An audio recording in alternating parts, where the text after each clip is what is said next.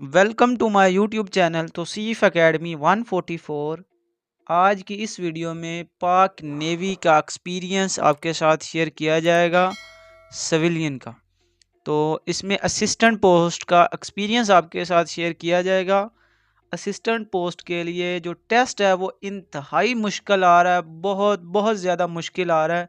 वो क्वेश्चन उठा के दे रहे हैं जो बच्चों ने पढ़े ही नहीं हुए। ठीक है, तो मोस्ट इम्पोर्टेंट चीज़ आपकी, आपने जितनी तैयारी करनी है टेस्ट से पहले पहले कर ले। बहुत अच्छी तैयारी अगर आपकी होगी तभी आपका टेस्ट पास होगा। टेस्ट पास करने के लिए मोस्ट इम्पॉर्टेंट चीज़ जो होती है वो आपकी प्रैक्टिस होती है।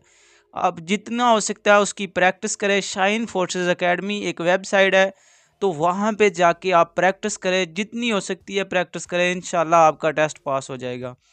और एक्सपीरियंस पे जो है, जो भी एक्सपीरियंस की वीडियोस अपलोड करते हैं अपने यूट्यूब चैनल पे, उनको लाजमी से विज़िट करें। ठीक है, तो आज का हमारा जो फर्स्ट क्वेश्चन है वो हमारे पास है, a sequence of function whose domain is the set of natural number और a subset of the natural number is called. तो ये एक डेफिनेशन उसने पूछी हुई थी। तो इसका जो ऑप्शन आपका करेक्ट था वो सीक्वेंस ऑफ फंक्शन जो है इसका करेक्ट ऑप्शन था। नेक्स्ट एमसीक्यूज हमारे पास क्वेश्चन नंबर 2 है, सिनोनिम ऑफ मेंटोरी। ठीक है, मेंटोरी, तो इसका जो सिनोनिम है वो आपने बताना है। तो मेंसिंग ऑप्शन, बेलफुल, थ्राइटनिंग, वार्निंग, एडमिनोरिटी। जो इसका एग्जैक्ट ऑप्शन था वो एडमिनोरिटी था। ठीक है, अगर पेपर में इन पांचों में से कोई भी ऑप्शन था तो वो आपने सेलेक्ट किया तो वो आपका करेक्ट ऑप्शन है।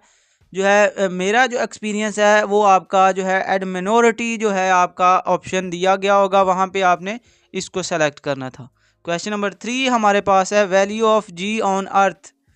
तो जी की वैल्यू आपने बतानी है ऑन अर्थ।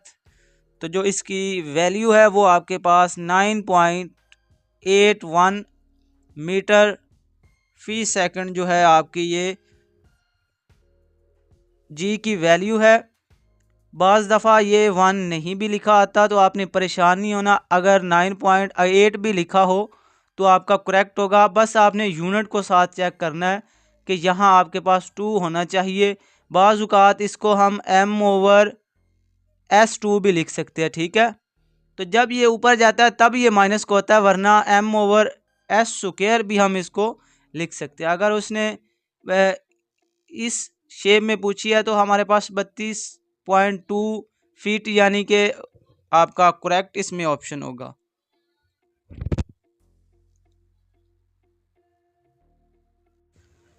क्वेश्चन नंबर 4 हमारे पास है, which colour is in the centre of rainbow.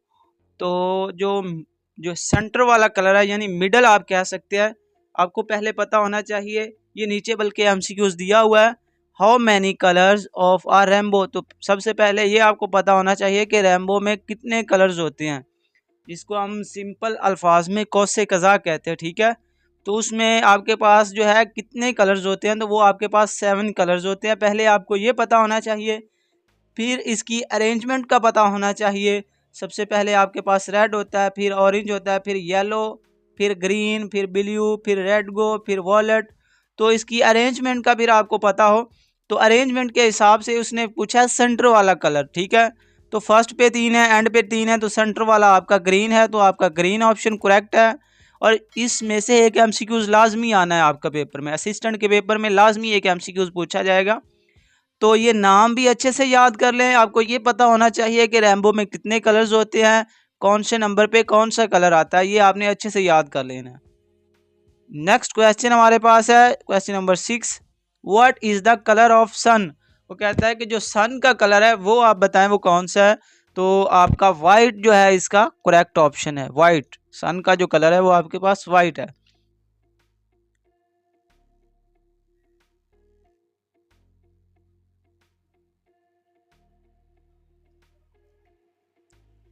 Question number 7, Garampani sanctuary is located in. तो दीपिहू आपका इसमें अगर ऑप्शन था तो ये करेक्ट ऑप्शन था। अगर ये ऑप्शन नहीं था तो आपके पास करबली एंग्लोग आपका करेक्ट ऑप्शन था। ठीक है, अगर ये भी नहीं था तो ये बेसिकली ओवर ऑल डिटेल मैंने इसमें लिख दी है। इनमें से अगर कोई भी ऑप्शन आपके पास मौजूद था तो वो आपका करेक्ट ऑप्शन था। बाज़ उसने आसाम पूछा होगा, बाज़ वो ये पूछ सकता है कि सेंचुरी लोकेटेड इन, तो ये बेसिकली इंडिया में वाक़या है। फिर उसने इसका जो है डिस्ट्रिक्ट बताया है, फिर उसके जो है जहाँ एग्जैक्ट जगह पे वो वाक़या है उसने वो एग्जैक्ट जगह बताई है। अब पेपर में हो सकता है उसने एग्जैक्ट जगह पूछी हो सकता है उसने डिस्ट्रिक्ट के हवाले से पूछी हो, ठीक है, हो सकता है उसने कंट्री के हवाले से पूछी हो। तो मे बी ज़्यादा चांसेस हैं कि उसने कंट्री के हवाले से पूछी होगी। तो सेंचुरी इज़ आर लोकेटेड, तो इंडिया, पाकिस्तान, चाइना, इस तरह उसने कंट्रीज़ का आपको दिए होंगे 4 ऑप्शन, तो इसमें इंडिया जो है आपका करेक्ट ऑप्शन था। तो क्वेश्चन नंबर 8 हमारे पास है, what is the word for reliable. तो उसने वर्ड दिया था रिलिएबल, तो इसका बेसिकली उसने what is the word for reliable, तो इसका मतलब है कि इसका सिनोनिम आपने बताना, ठीक है, सिनोनिम। तो इसका जो सिनोनिम है वो आपके पास डिपेंडेबल, होनेस्ट, ट्रू, ठीक है, इनमें से जो भी आपके पास ऑप्शन में था आपका करेक्ट ऑप्शन था। नेक्स्ट एमसीक्यूज क्वेश्चन नंबर 9 हमारे पास है, कैपिटेंसी फार्मूला। तो सबसे पहले आपको कैपिटेंसी की डेफिनेशन आनी चाहिए कि डेफिनेशन क्या है। The ability of an object to store electric charge, ठीक है, तो जो चीज़ें इलेक्ट्रिक चार्ज को स्टोर करती है वो आपके पास कैपिटेंसी कहलाती हैं। यानी कि इट मीन्स कि आप जो है सेल की बात कर ले, तो जो सेल्स हैं वो अपने अंदर जो है चार्ज को स्टोर करते हैं, तो उसके बाद देन हम उसको यूज़ करते हैं और एनर्जी को यूटिलाइज़ करते हैं, ठीक है। सेल की एग्जांपल आप ले सकते हैं। आपके पास ये फार्मूला था C is equal to Q over V, तो C आपके पास कैपिटेंसी है, Q आपके पास चार्ज है, V आपके पास वोल्टेज है, ठीक है।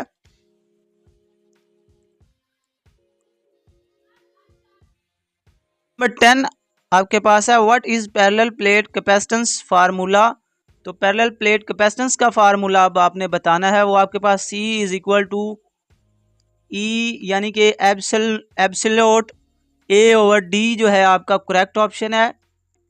तो A आपके पास एरिया है, D आपके पास डिस्टेंस है, और ये जो है E टाइप इसको परमिटिविटी कहते हैं, ठीक है, रिलेटिव परमिटिविटी। तो ये आपके पास फार्मूला है पैरेलल प्लेट का। तो नेक्स्ट एमसीक्यू क्वेश्चन नंबर 11 हमारे पास, which country is situated in north of Pakistan. तो पाकिस्तान के नॉर्थ में जो कौन सी कंट्री है वो आपके पास चाइना जो है इसका करेक्ट ऑप्शन है।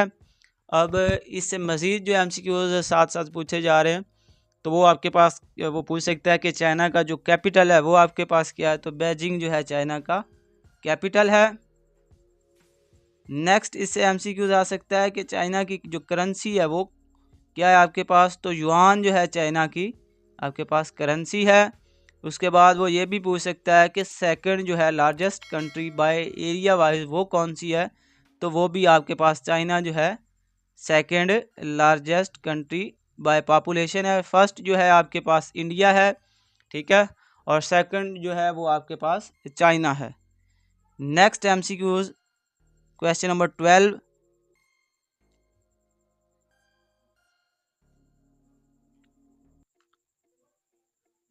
Who is the founder of ज़कात, यानी कि ज़कात को जो है किसने दरियाफ्त किया।